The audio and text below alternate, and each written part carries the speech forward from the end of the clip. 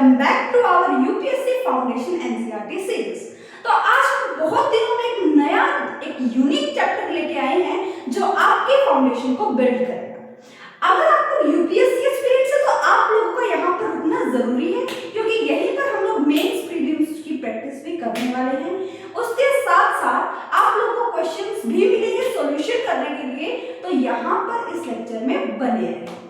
आज का जो लेक्चर है वो बहुत ही ज्यादा इंटरेस्टिंग है। इंटरेस्टिंग क्यों है मैं आप लोगों को बता देती हूँ। इंटरेस्टिंग क्यों है क्योंकि हमने फर्स्ट जो चैप्टर पढ़ा था क्लास 6 का हिस्ट्री का, वो क्या था, व्हेन वेयर एंड हाउ, कब कहाँ और कैसे, जिसमें आप लोगों ने देखा था कि कौन कौन से रीजन्स में मानव रहते हैं, ये जो कौन कहाँ पर आप लोगों को चीजें देखने को मिलती। सेकंड में आप लोगों को पढ़ा कि जो हंटर गैदरर्स थे, जो शिकार कर कर अपना खाना अपना पेट भर रहे थे, अब वो क्या करने लगे थे, अब वो पशु का पालन करने लगे थे, पशुपालन करने लगे थे ताकि वो अपनी जीविका को चला सके। फिर आपने थर्ड चैप्टर में पढ़ा कि कैसे जो है वो सिटीज फ्लरिश करने लगी थी, और हम लोगों ने पढ़ा इंडस वैली सिविलाइजेशन यानी कि हड़प्पन सिविलाइजेशन के बारे में। उसमें आप लोगों ने बहुत अच्छी अच्छी चीजें पढ़ी, बहुत अच्छे टेक्निकली चीजें क्या थी, आप लोगों का हाईएस्ट ड्रेनेज सिस्टम, बहुत अच्छा ड्रेनेज सिस्टम वहां पर था। आप लोगों को बहुत सारे, जैसे कि आप लोगों ने देखा मोहनजोदाड़ो 1922 जो था हमारे पास, राखीदास बनर्जी ने जो है उसकी खोज डिस्कवरी की। उसके साथ साथ आप लोगों ने 1921 में देखा, 1924 में जॉन मार्शल ने डिस्कवर ये छपवा दिया वहां पर कि जॉन मार्शल ने कि भी हड़प्पा और मोहनजोदाड़ो की हमने खोज कर दी। तो यहाँ पर अगर आप लोग ये सब चीजें देख चुके हैं, तो अब हम लोग नेक्स्ट चैप्टर पर पहुंच चुके हैं, जब आप लोगों ने देखा कि हड़प्पन सिविलाइजेशन का एंड हो गया। क्या हो गया? हड़प्पन सिविलाइजेशन का एंड हो गया। वो कैसे हुआ? कुछ लोग बोलते हैं कि भाई क्लाइमेटिक चेंजेस आए इस वजह से हो गया, कुछ लोग बोलते हैं कि नेचुरल डिजास्टर्स की वजह से जो है इंडस वैली सिविलाइजेशन जो है वो उनका अंत हो, जैसे कि कोई फ्लड आ गया या फिर साइक्लोन आ गया, ऐसी कुछ चीजें हुई होगी जिसकी वजह से इंडस वैली सिविलाइजेशन जो है वो समाप्त हो गई। या फिर कुछ ऐसा हुआ होगा कि आर्यंस ने उन पर आक्रमण कर दिया होगा जिसकी वजह से इंडस वैली सिविलाइजेशन का क्या हो गया था, अंत हो गया था। अगर आप लोगों ने यहाँ तक पढ़ लिया, जब इन्होंने हड़प्पन सिविलाइजेशन का अंत हो गया, देन फिर स्टार्ट होता है हमारा वैदिक काल। क्या स्टार्ट होता है? वैदिक काल। वैदिक काल के बारे में हम लोग पढ़ेंगे चैप्टर नंबर 4 में, जिसका नाम है what books and burials. What books किताबें और ब्यूरियल्स यानी कि जो ग्रेव्स है, जो हमारे जो मरने के बाद जहां पर हमें दफनाया जाता है लोगों को मरने के बाद, वो चीजें हमें क्या बताती है उसके बारे में आज आप लोग इस लेक्चर में जानेंगे। तो मैंने आपको ब्रीफ इंट्रोडक्शन मैं इस लेक्चर का दे चुकी हूँ आप लोगों को। तो आज हम बढ़ते हैं आगे। पहले मुझे कमेंट सेक्शन में बताइए कि हमारे टोटल कितने वेद्स हैं। टोटल हमारे पास कितने वेद्स हैं, आप लोग अभी के अभी कमेंट सेक्शन में बताइए। टोटल वेद्स आप सभी को पता है कि 4 वेद्स हैं। एक है ऋग्वेद, दूसरा है सामवेद, तीसरा है यजुर्वेद और चौथा है अथर्ववेद। तो आप लोगों ने 4 वेदों के बारे में जाना है। तो सबसे पहले सबसे पुराना जो वेद हम लोग पढ़ने वाले हैं वो है हमारे पास ऋग्वेद। किसके बारे में जानने वाले हैं? ऋग्वेद के बारे में आज हम लोग डिटेल में जानेंगे कि ऋग्वेद हमारा ओल्डेस्ट वेद माना जाता है, सबसे पुराना वेद माना जाता है, और उन्हीं को वही बुक्स हमें बताती हैं कि हमारे ऋग्वेद में क्या क्या चीजें थी। तो आप लोग को पता चल गया होगा आज का जो बेस्ट लेक्चर है वो हमारी बुक्स में अगर हम बात करें तो यहाँ पर हम लोग देखने वाले हैं ऋग्वेद के बारे में, और अगर हम ब्यूरियल्स की बात करें तो हम लोग इसमें एक एग्जांपल देखने वाले हैं इनाम गांव का, जिसमें आपको बहुत सारी चीजें पढ़ने वाली है। तो खुशी से स्माइल से स्टार्ट करते हैं, और अगर आप लोगों को लेक्चर समझ आ रहा है या फिर आप लोगों को इंटरेस्टिंग लग रहा है तो एक स्माइल जरूर कर दें और बोल दें यस मैम हम तैयार हैं आप लोग लेक्चर को स्टार्ट करें। चलो देखते हैं। हम लोगों ने जो ऋग्वेद है हमने उसको क्या बोला कि वो एक इंडियाज ओल्डेस्ट बुक है, या फिर इंडियाज ओल्डेस्ट जो है वेद माना जाता है हमारे भारत का, या फिर आप लोग मान के चलो वो एक ओल्डेस्ट वेद। क्या है? ओल्डेस्ट वेद है, प्राचीन वेद। क्या है? प्राचीन वेद है जिसका कंपोजिशन, जिसको बनाया गया 3500 साल पहले। कब बनाया गया? 3500 साल पहले उस ऋग्वेद को बनाया गया। और उसके साथ साथ अब जो इंडिया में ये जो बुक छप के आई है या फिर ये चीजें हुई है उसको पब्लिश किया गया, या फिर मान के चलो आप लोग 200 इयर्स एग। कब किया गया? आज से 200 साल पहले ये जो है हमारा क्या हो गया था, हमारे पास रिटर्न, ये जो वैदिक संस्कृत है है जो रिटन फॉर्म में आ गया था हमारे पास, वो आ गया था 200 साल पहले। आज से 200 साल पहले ये चीजें आ चुकी। अगर हम देखें कि जो ऋग्वेद है वो इंडियाज ओल्डेस्ट बुक या फिर इंडियाज ओल्डेस्ट जो है वो वेद माना जाता है, और इसका कंपोजिशन ये कब बना था भाई, ये 3500 इयर्स एगो की बात है, और कंटेन इसके अंदर जो है 1028 हाइमन्स प्रेजेंट है, सुक्तास प्रेजेंट है। हाइमन्स है कि हमारे नेचर्स, हमारे गॉड्स, इन सब चीजों के बारे में बात की गई है। तो क्या इतनी बातें समझ आई आप लोग को कि हमारे पास जो ऋग्वेद है वो ओल्डेस्ट वेद माना जाता है, और उसका जो कंपोजिशन है, उसका जो निर्माण हुआ था वो हुआ था 3500 साल पहले, यानी कि 3500 इयर्स है। आप टेंशन मत ले मैम, आप तो बाइलिंगुअल पढ़ा रहे थे ना, तो ये क्या आप तो सारे इंग्लिश में लिख के लेके आए, लेकिन मैं हर एक वर्ड हिंदी में बोल रही हूँ सारी चीजें, ताकि आप लोगों को समझ आ जाए। आप लोग लिख के चलना कि मैम इन्हें हिंदी में ये बोला है, ठीक है। हाइमन्स का मतलब हिंदी में होता है सुक्तास। क्या होता है? सुक्तास। ये बात आप लोग को याद रखनी है। 1000 से ज्यादा हमारे पास हाइमन्स प्रेजेंट है ऋग्वेद में, और यहाँ पर टोटल अगर हम लोग काउंटिंग की बात करें तो 1028। कितना है? 1028 यहाँ पर हमारे पास हाइमन्स प्रेजेंट है। उसके बाद अगर हम मेजर गॉड्स की बात करें, ऋग्वेद के टाइम पर जो मेजर गॉड थे, मेजर ईश्वर माने जाते थे, वो 3 थे। कौन कौन से थे? 3 थे। पहला आता है हमारे पास इंद्र। कौन आता है? इंद्रदेव। कौन आते हैं? इंद्रदेव जो पहला गॉड आता है हमारे पास, जो कि वॉर का प्रतीक था, यानी कि युद्ध का देवता। क्या था? युद्ध का देवता किसको बोला जाता था? इंद्रदेव। और सेकंड जो मेजर गॉड आता है हमारे पास, वो आते हैं अग्नि। कौन आते हैं? अग्नि, फायर जिसको बोलते हैं, अग्नि देव हमारे पास ये गॉड में आते थे। और थर्ड आता है हमारे पास सोम। क्या आता है? सोम एक ये प्लांट था जिसकी वो लोग क्या करते थे? पूजा करते थे। क्या करते थे? पूजा करते थे। 3 मेजर गॉड्स थे जो आप लोगों को याद रखने हैं। पहला है हमारे पास इंद्रदेव, जो कि फाइट के लिए माने जाते हैं, युद्ध के लिए, वॉर के लिए। और सेकंड आता है हमारे पास अग्नि, यानी कि फायर के लिए। और थर्ड आता है हमारे पास सोम, जो कि एक प्लांट है जिसकी वो लोग क्या करते थे? पूजा करते थे। अगर आप लोग को इतनी बातें समझ आई, तो इसका जो कंपोजिशन है, ऋग्वेद का जो कंपोजिशन है, जिसने इसको लिखा, जिसने इसको बनाया, वो कंपोज किया गया ऋषिज के द्वारा। किसके द्वारा? ऋषि मुनि जो होते हैं उनके द्वारा कंपोज, उनका निर्माण हुआ ऋग्वेद का। और इसमें मेल भी थे और फीमेल भी थे। क्या थे?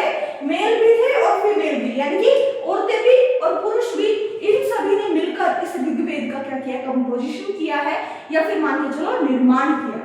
और ये जो है ऑलरेडी ट्रांसमिटेड है, यानी कि कोई लिखने वाली शैली पहले अभी होके आई है ना, लेकिन क्या था कि ऑलरेडी ट्रांसमिट, जैसे कि मैं गुरु हूं, मैं आपको बस बोल के बताई जा रही हूँ, रटवा रही हूँ, वेदों को रटवा रही हूँ। अब आप लोग आगे जाके अपनी अगली पीढ़ी को उस चीज को बता रहे हो, तो ये क्या हो गया? Already transmitted. क्या हो गया? Already transmitted. मैंने आपको बताया, आप अपने बच्चों को बताओगे आगे जाके, और वो अपने बच्चों को बताएंगे, तो ये क्या हो रहा था? वो ऑलरेडी ट्रांसमिट कर रहे थे, ताकि लोगों को वेद के बारे में पता चले। क्या आप लोगों को समझ आया? अभी तक हमने क्या चीजें पढ़ी? टोटल 4 वेद है, ऋग्वेद, अथर्ववेद, सामवेद, यजुर्वेद। सबसे ओल्डेस्ट वेद आता है हमारे पास ऋग्वेद, जिसका कंपोजिशन हुआ 3500 इयर्स एगो पहले, यानी कि 3500 साल पहले इसका जो है कंपोजिशन निर्माण किया गया। और अब ये स्क्रिप्ट, अब अगर आप लोग को देखने को मिले, यहाँ पर ऋग्वेद में 1028 हाइमन्स प्रेजेंट है, जिनको हम लोग बोल देते हैं सुक्तास। मेजरली 3 गॉड है हमारे पास, वो कौन कौन से? इंद्रदेव जिसको हम लोग बोल देते हैं, वॉर का जो गॉड जिसको बोला जाता है, युद्ध के जो देवता है उसको बोला जाता है। उसके बाद अग्नि, जिसको हम लोग फायर भी बोल देते हैं। और तीसरा आता है हमारे पास सोम, जो कि एक प्लांट है जिसकी वो लोग क्या करते थे? पूजा करते थे। जो उसके बाद आता है ऋग्वेद, जो वो कंपोज किया गया ऋषिज के द्वारा। अब ऋषिज में ऋषि मुनियों के द्वारा कंपोज किया गया, मेल और फीमेल दोनों थे। और जिनको पढ़ाया जाता, गुरु ने उनको शिक्षा दी, वो अगले वाली पीढ़ी को दे रहे, वो अगली वाली पीढ़ी को दे रहे। तो वो क्या कर रहे थे? ओरली ट्रांसमिट कर रहे थे, या आप मान के चलो रट्टा लगवा रहे थे, भाई ये चीजें थी याद की, आप उसको बताओ। तो ये क्या होता था? रट्टा लगवा रहे थे। क्या इतनी बात समझ आई? उसके बाद आप लोगों को देखने को मिलता है कि रिटन इन वैदिक संस्कृत, ये जो है वो एक संस्कृत में लिखा गया था। इसकी जो लैंग्वेज थी वो क्या थी? वैदिक संस्कृत आप लोग बोल सकते हो, या फिर प्राक संस्कृत आप लोग बोल सकते हो, जो कि आज की संस्कृत से बहुत अलग थी। जो आपकी संस्कृत है उससे भी ज्यादा हार्ड उस चीज को माना जाता था ऋग्वेद जिसमें लिखा गया। अब प्रिंटेड ओनली 200 इयर्स एगो, 200 साल पहले ही इसको प्रिंट किया गया। 1 सेकंड वेट, 200 साल पहले ही इसका प्रिंट किया गया है, ये बात आप लोगों को याद रखनी है। उसके बाद हम लोग अगर ऋग्वेद के बारे में जानने की कोशिश करते हैं, तो जो हमारे इतिहासकार हैं वो ऋग्वेदा के बारे में कैसे स्टडी करते हैं, ऋग्वेद के बारे में कैसे स्टडी करते हैं, थ्रू डायलॉग्स। इनके द्वारा, डायलॉग्स के द्वारा जो है वो ऋग्वेद की स्टडी करते हैं। यानी कि वहां पर क्या था, एक क्या था भाई, हमारे पास विश्वामित्र और रिवर्स का जो है एक संवाद होता है, एक डायलॉग बोलते हैं कि हे गंगा या फिर हे सतलुज, हे जो ये है नदियां हैं, उनसे बात कर रहे हैं कि जैसे तुम आती हो, जैसे तुम लहरें जो आप लोग के ऊपर उठती है, ऐसा लगता है जैसे कोई अश्व हमारे पास दौड़ा दौड़ा आ रहा है, अश्व हमारे पास दौड़ा दौड़ा आ रहा है। ऐसे ही डायलॉग्स में ऋग्वेदा का रिटर्न फॉर्म आप लोगों को देखने को मिलता है। उसके बाद से जो विश्वामित्र है, क्या है, विश्वामित्र है, और जो दो रिवर्स है इनके बीच क्या हो रहा है, एक संवाद हो रहा है, जिनको हम लोग बोल देते हैं, एक रिवर है ब्यास और दूसरी है सतलज। एक रिवर है, एक नदी है ब्यास और दूसरी है सतलुज, जो आप लोगों को याद रखनी है। उसके बाद आता है, इसकी जो इंपॉर्टेंस है वो शो होती है, जैसे हॉर्सेस, उस टाइम पर जो है हॉर्सेस प्रेजेंट थे। क्या थे, हॉर्सेस यानी कि घोड़े आ चुके थे, अश्व आ चुके थे, काओस यानी कि गायें थी, रिवर्स इन वैदिक लाइफ यानी कि नदियों का भी वहां पर बहुत ज्यादा इंपॉर्टेंस था। तीन चीजें थी जिसमें ऋग्वेद में बहुत ज्यादा इंपॉर्टेंस दिखाया गया है, एक है हॉर्स, दूसरा है काउ और तीसरा क्या है भाई, हॉर्स, काउ और तीसरा मैंने भूल गई, बता देती हूँ, रिवर। क्या रहता है, रिवर। अब हॉर्स, आप लोग देखो, अगर हम इंडस वैली सिविलाइजेशन के टाइम पर जाए, क्या वहां पर घोड़ों का जिक्र था? अगर हम उससे भी पहले चले जाए, क्या वहां पर हॉर्सेस का जिक्र था? नहीं। सबसे पहले हॉर्सेस का जिक्र कहां पर आपको देखने को मिलता है, वो देखने को मिलता है आपको वैदिक काल में। किसमें देखने को मिलता है, वैदिक काल में आप लोगों को इसका जिक्र देखने को मिलता है। उसके बाद अगर मैं बात करती हूँ, rivers like Indus valley civilization खत्म हुई, ऋग्वेदा स्टार्ट हुआ। उसके बाद अगर आप लोग देख पा रहे हो तो इंडस रिवर देखने को मिलेगी, सरस्वती जो अभी डिसअपियर हो चुकी है, यानी कि अभी नहीं दिखाई देती है हमें सरस्वती। उसके बाद गंगा और यमुना बहुत ही कम इस्तेमाल संवाद में हुई है। इससे आप लोग को ये सारी चीजें पता चल रही है, नदियों का बहुत ज्यादा ही इंपॉर्टेंट रोल था ऋग्वेद के टाइम। उसके बाद आता है Wars, wealth and worship. Wars, wealth and worship का मीनिंग क्या होता है ये बता देती हूँ।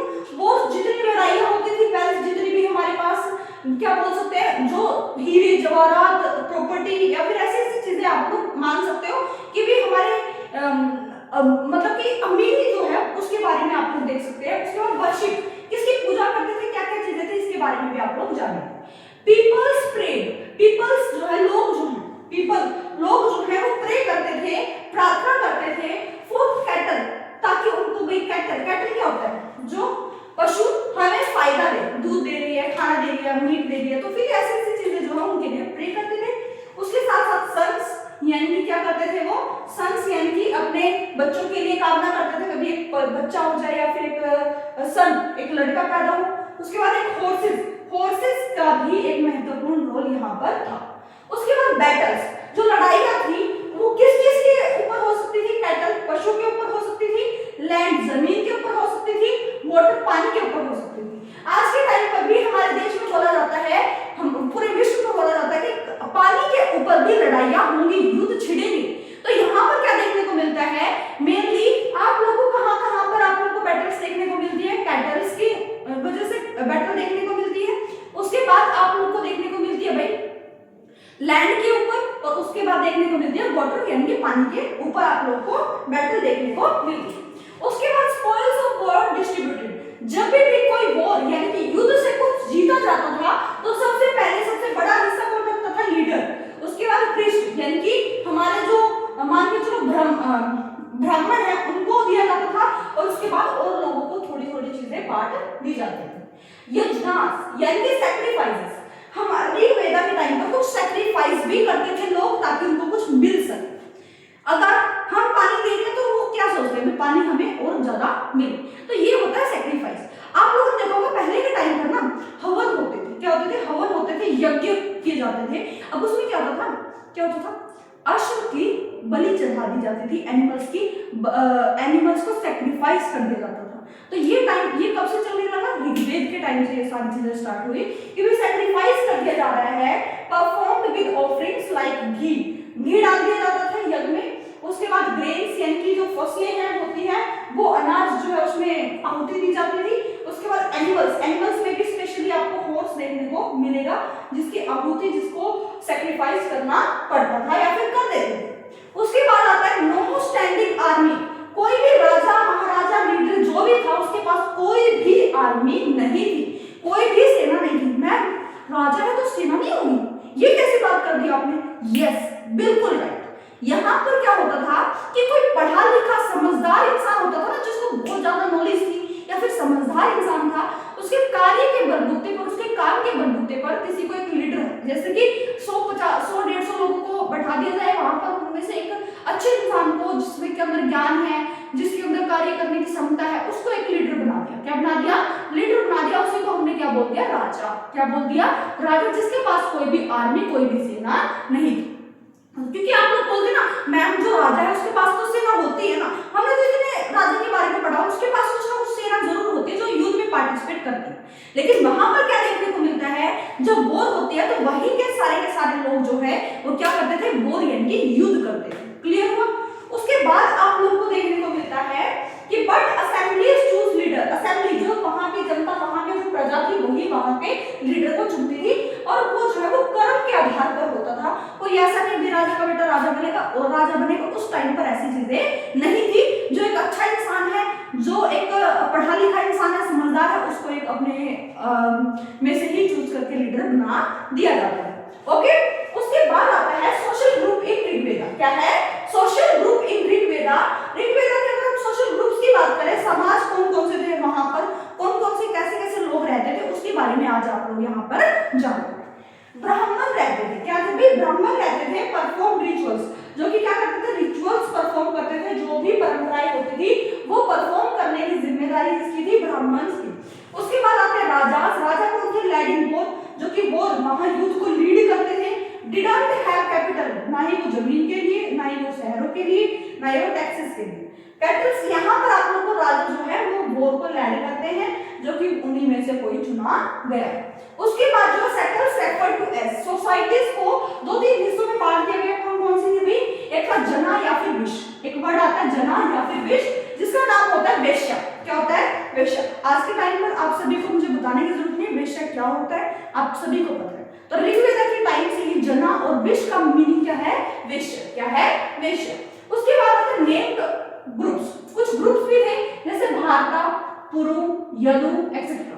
तो यहाँ पर कुछ ग्रुप्स, कुछ सोशल ग्रुप्स भी देखने को मिलते हैं आप लोगों को। उसके बाद आउटसाइडर, जो बाहर से आए थे, उनको हमने बोला दासास या फिर दाशूस। क्या बोला? दासास या फिर दाशूस, जो कि बाहर से आए थे। और जो दाशूस थे वो नॉन वैदिक थे, जो कि बाहर से आए नॉन वैदिक पीपल थे, जिसको हमने लेटर बाद में क्या बोल दिया? दास। क्या बोल दिया? दास या फिर स्लेव। स्लेव को क्या बोलते हैं हिंदी में? गुलाम। क्या बोलते हैं? गुलाम।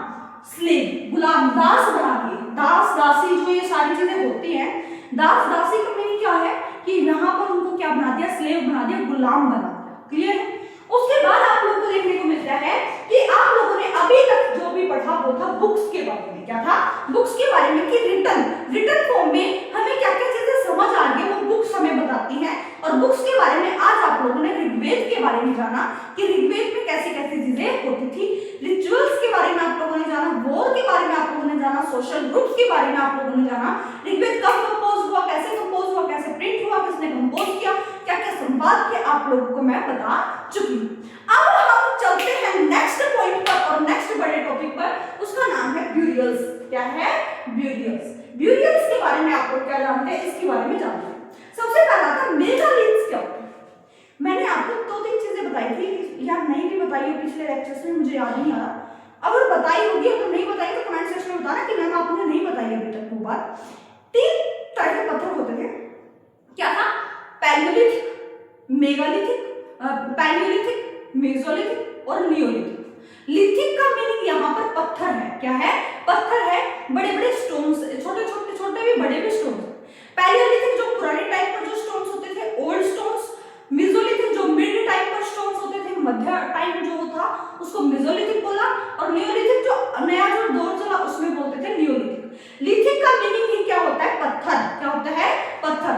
अब मेगालिथ का माइक्रोलिथिक, मैक्रोलिथिक का मतलब क्या होता था? छोटे छोटे पत्थर। अब मेगालिथ का मतलब क्या? बड़ा पत्थर। क्या होता है? बड़ा पत्थर। अब मेगालिथ क्या होते हैं? लार्ज स्टोन्स होते हैं। क्या होते हैं? लार्ज स्टोन्स होते हैं, बड़े बड़े पत्थर होते हैं। मार्किंग ब्यूरियल्स, जो कि ब्यूरियल साइट्स पर 300 साल पहले आप लोगों को, 3000 साल पहले आप लोगों को देखने को मिलते हैं। क्या देखने को मिलता है? बड़े बड़े पत्थर देखने को मिलते हैं और उन पर कुछ लिखा हुआ होता है और 3000 साल पहले की बात है। फाउंड, ये पत्थर जो है वो कहां पर देखने को मिलते हैं? डेक्कन, फाउंड इन डेक्कन, जो साउथ इंडिया है, साउथ इंडिया है, वहां पर देखने को मिल जाएगा। नॉर्थ ईस्ट डायरेक्शन में देखने को मिल जाएगा। कश्मीर में आप लोगों को ये मेगालिथ्स देखने को मिल जाते हैं। उसके बाद टिपिकल ब्यूरियल सब्जेक्ट्स की अगर हम बात करते हैं तो क्या था भाई? Black and red ware potters, iron tools, weapons, swords, skeleton ornaments. हमें तो कुछ समझ नहीं आ रहा। मैंने आपको याद करो स्टार्टिंग में लेक्चर में मैंने कब्र के बारे में आप लोगों को बताया।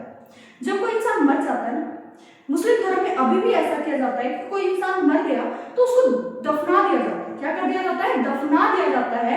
और दफना दिया गया भाई तो वहां पर एक चीज लगा दी जाती है जिससे पता चल जाए कि हाँ ये हमारे पूर्वज हैं, ये हमारे परिजन हैं। ऐसे ही क्या किया गया, जब ग्रेव्स चीज जो थी, जो वहां पे क्या थी भाई, क्या बोल सकते हो आप? ग्रेव्स को हिंदी में क्या बोलते थे? हाँ जी, जो मृत जो शरीर था, जो मर चुके थे, वहां पर जो उनके जो मृत शरीर थे वहां पर उसको दफना दिया जाता था। और वहां पर एक बड़े बड़े पत्थर रख दिए जाते थे या फिर ऐसे गोल सा ऐसा बना दिया जाता था और बीच में उसको मृत शरीर को जो है दफना दिया जाता था ताकि लोगों को पता चल सके कि ये हमारे परिजन हैं और वो जाकर वहां पर बात कर सकते थे। कुछ ऐसे थे कि वहां पर कुछ ना कुछ जो मृत शरीर है वो तो था ही था, उसके साथ साथ लोग जो है वो और भी कुछ वहां पर रख देते थे। जैसे पोटर्स हो गए, ब्लैक एंड ब्राउन जो है, ब्लैक एंड रेड जो है पोटर्स यानी घड़े हो गए, मिट्टी के बर्तन हो गए, ऐसी ऐसी चीजें वहां पर रख देते थे। जैसे आप लोग देख पा रहे होंगे कि वे पोटर्स देखने को मिलते थे, आयरन की चीजें देखने को मिलती थी, यानी कि कोई भी ऐसा शस्त्र हो सकता है, अस्त्र हो सकता है जो आयरन टूल्स देखने को मिलते थे भाई। वेपन देखने को मिलते थे, वेपन हॉर्सेस के जो हड्डियां वहां पर देखने को मिली। क्या है? जो वहां पर कोई भी इंसान मरता था तो वहां पर हॉर्सेस की हड्डियां भी देखने को मिलती थी।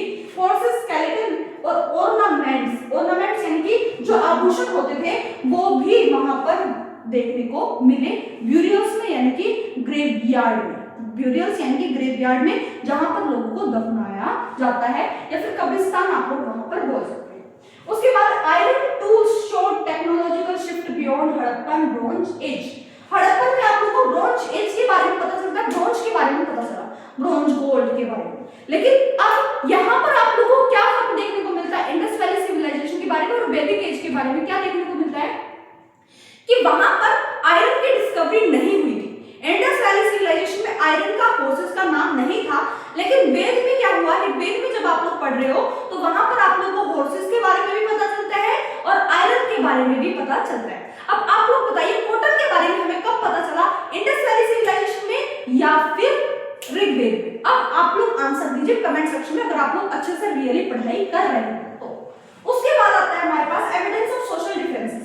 कुछ जो है समाज में कुछ डिफरेंसेस भी थे, कुछ भेदभाव, कुछ भिन्नता चीजें भी थी, वो मैं आप लोगों को बता देती हूँ। अगर कोई राजा महाराजा, आप लोग सोचते चलिए, सोचना एक बार एज्यूम करो, अगर कोई राजा महाराजा मर जाए जो बहुत ही अमीर थे, उनके परिवार वाले अमीर थे, सारी चीजें अमीर थी, जब उसको दफनाया जाता है तो उसके सामने कुछ कीमती चीजें दफना दी जाती है। जैसे कि कुछ गोल्ड देखने को मिला, कुछ ऑर्नामेंट्स, आभूषण देखने को मिले, जिससे क्या पता चलता है कि वो क्या थी, वेल्दियर ग्रेव्स थी। क्या थी? वेल्दियर ग्रेव्स वहां पर देखने को मिलती है। और कुछ थी नॉर्मल जो कि गरीब से इंसान होता है, उसमें कुछ भाई छोटा सा वो रख दिया, पोटर रख दिया, या फिर आप लोग देखो छोटा सा पोटर रख दिया, या फिर आप लोग देखो घड़ा, कुछ भी ऐसी चीजें रख दी जिससे आप लोगों को पता चलता है। एविडेंस ऑफ सोशल डिफरेंसेस क्या समझाते हैं? वेल्दियर ग्रेव जो थी, जो कब्रिस्तान थे, वहां पर मोर वैल्यूएबल आइटम्स देखने को मिलती थी जिनका कुछ बहुत ज्यादा मोल था। 33 गोल्ड बीड्स आप लोग को देखने को मिली, कॉपर बैंगल्स भी देखने को मिलती। लेकिन जो सिंपल ग्रेव्स होती है, जो कब्रिस्तान, जो गरीब इंसान मर जाता है उसको दफनाया जाता है, तो वहां पर कुछ स्पॉट्स देखने को मिलती है, यानी कि वहां पर आप लोगों को क्या देखने को मिलते हैं, वहां पर आप लोगों को कुछ मिट्टी के घड़े देखने को मिलते हैं। उसके बाद अगर हम इनाम गांव की बात करें, इनाम गांव में फार्मिंग जो है वो सेटल थी, फार्मिंग होती थी वहां पर क्या था, साइड ऑन गोहर रिवर। ये जो इनाम गांव है ये कहां पर प्रेजेंट था? गोहर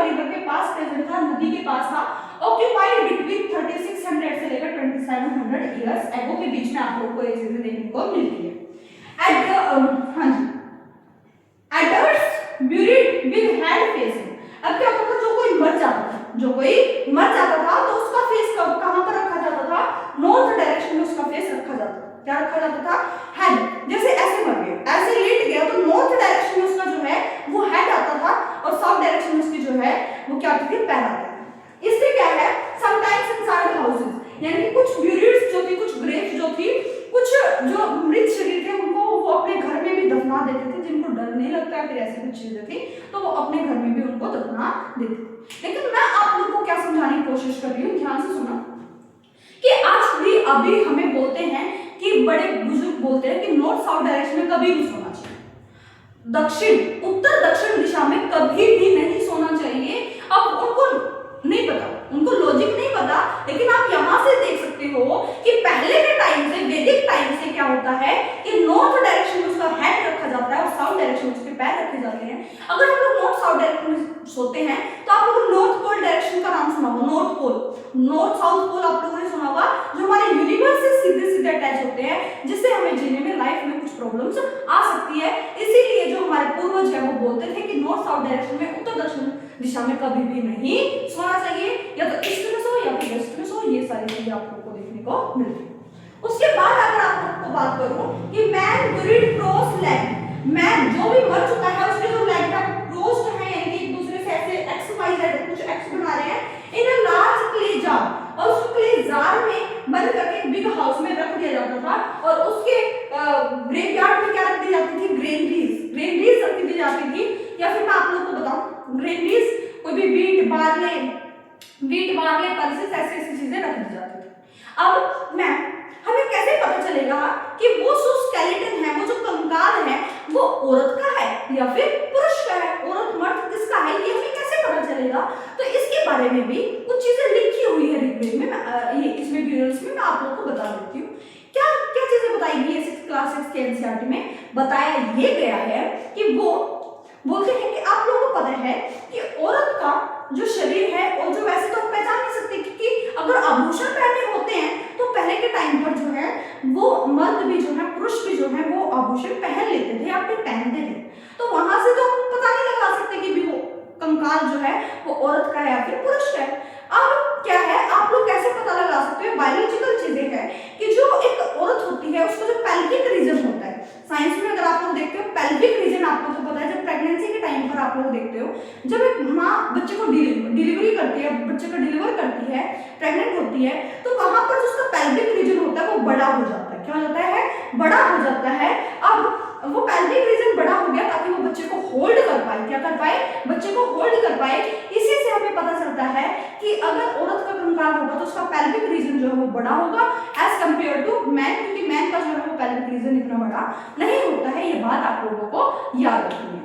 उसके बाद आप लोग देखने को मिलता है कि आप लोगों को क्या देखने को मिलता है कि एक चरकास एक इंसान थे, उन्होंने बोला था कि वहां पर 360 हड्डियां क्या होती है? 360 हड्डियां। मैम 360 हड्डियां कहां होती है इंसान में? 206 होती है, हमने तो यही पढ़ रखा है, लेकिन नहीं, वहां पर लिखा गया है कि 360 हड्डियां पाई जाती हैं। अब वो किस किस को गिन रहे हैं भाई?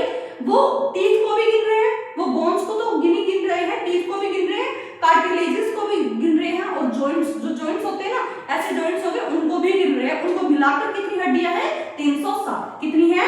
360। ये बात आप लोगों को याद रखनी।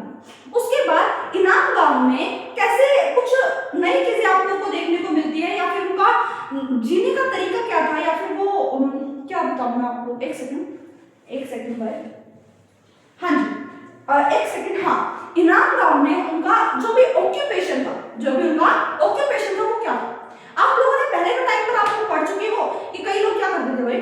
हंटिंग करते थे। तो वहां पर भी हंटिंग होती थी। क्या होती थी? वैदिक काल में भी आप लोग को देखने को मिल जाती है कि हंटिंग होती थी। और हंटिंग कैसी थी भाई? हंटिंग कैसी थी कि भाई फिश को मार दिया, फिश को क्या कर रहे हैं? मछली पालन कर रहे हैं, या फिर कोई एक ऐसे जानवर को मार दिया जो उनको खाना पीना दे रहा है। उसके बाद एनिमल हस्बेंड्री। क्या था? एनिमल हस्बेंड्री, यानी कि पशुपालन करना। क्या था? पशुपालन करना। लोग जो किसको पालते थे? जैसे कि काऊ, बुफेलो, डियर हो गया। उसके बाद आप लोगों को मैंग्रोव्स, ये सारी चीजें आप लोगों को देखने को मिलती है। उसके बाद अगर आप लोगों से मैं बात करती हूँ, उसके बाद वो एग्रीकल्चर भी कर रहे हैं, एग्रीकल्चर कर रहे हैं जब भी तो उनमें ग्रेव यार्ड्स में क्या देखने को मिली, आपको ग्रेनरीज देखने को मिली, अनाज देखने को मिला। तो एग्रीकल्चर किस किस चीज की कर रहे हैं, वो बार्ले की कर रहे हैं, मस्टर्ड की कर रहे हैं, सीसम, और उसके बाद आप लोग वीट की देख सकते हो, वहां पर आप लोगों को देखने को मिल रही है। उसके साथ साथ आप लोगों को मैं एक चीज और बताना चाह रही थी, मैं भूल गई हूँ, एक सेकेंड। वीट बार्ले, हाँ जी, वीट बार्ले तो इनकी तो होती ही होती थी ये सारी चीजें, ठीक है, लेकिन कुछ फ्रूट्स को भी क्या किया जाता था, इकट्ठा किया जाता था, कलेक्ट किया जाता था, जैसे कि हम उनको बेर बोल सकते हैं, जामुन बोल सकते हैं, तो ये सारी चीजें भी वहां पर देखने को मिलती हैं। तो यहाँ पर आपका चैप्टर हो जाता है फिनिश। आप लोग कमेंट सेक्शन में जरूर बताइए कि आपको ये लेक्चर कैसा लगा। अगर इंटरेस्टिंग लगा हो तो स्माइल जरूर करना और बताना कि मैम हमें ये लेक्चर अच्छा लगा, और जो सवाल मैंने आप लोगों से पूछे हैं उसका आंसर जरूर देना। मैम आप ऐसे कैसे जा रहे हो, आपने तो लेक्चर को फिनिश कर दिया, लेकिन हम तो प्रीलिम्स और मेंस के लिए क्वेश्चन देखने वाले थे ना यहाँ पर इस लेक्चर में। अब मैं आप लोगों को बताती हूँ चीज, ये लेक्चर फिनिश होने के बाद आप लोग कमेंट सेक्शन को ओपन करना, आप लोगों को क्या देखने को मिलेंगे, मेंस और प्रीलिम्स के क्वेश्चंस देखने को मिलेंगे। आप लोग अटेम्प्ट करिए और बताइए आप लोगों को चीजें समझ आ रही है या नहीं। अगर आपको कोई क्वेश्चन हार्ड लगता है तो आप लोग कमेंट सेक्शन में बोल सकते हैं, ताकि मैं उसको आपको आके अगले लेक्चर में समझा पाऊं। तब तक के लिए थैंक यू, और बहुत दिनों बाद लेक्चर आ रहा है तो खुशी खुशी से एंजॉय करें, क्योंकि अब डेली लेक्चर्स आएंगे, अब कोई ब्रेक नहीं आएगा, तो खुशी खुशी इस लेक्चर को